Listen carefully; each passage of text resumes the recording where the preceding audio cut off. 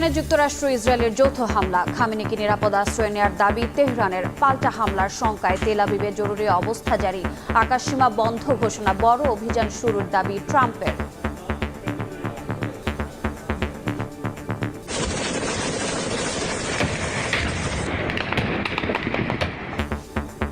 আফগানিস্তানের বিরুদ্ধে সংঘাতে পাকিস্তানকে সমর্থন যুক্তরাষ্ট্রের, প্রধানমন্ত্রী শাহবাজের প্রশংসায় ট্রাম্প।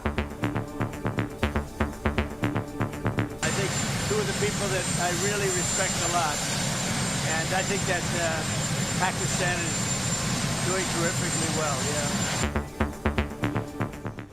দেখছিলেন প্রধান শিরোনাম। দুপুরের সময়ের সঙ্গে আছি আমি রোজা চৌধুরী। এবারে অন্যান্য শীর্ষ সংবাদ। মানুষের ভাগ্য বদলে নির্বাচনী ইশতেহার বাস্তবায়নের ঘোষণা প্রধানমন্ত্রীর, ছুটির দিনে কর্মকর্তাদের সঙ্গে মতবিনিময়, দুর্নীতিমুক্ত থেকে দায়িত্ব পালনের নির্দেশ।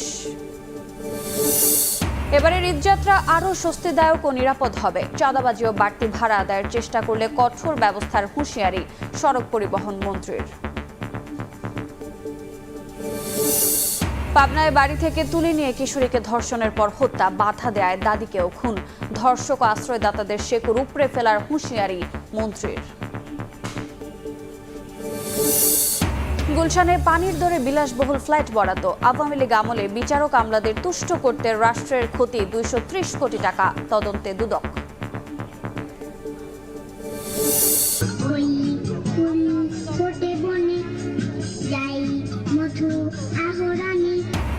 ছুটির দিনে ছোটদের পদচারণায় মুখর অমর 21শে বইমেলা, পাপেট শো দেখে উচ্ছ্বাস, বাবা মায়ের হাত ধরে বইয়ের রাজ্যে ঘোরাঘুরি।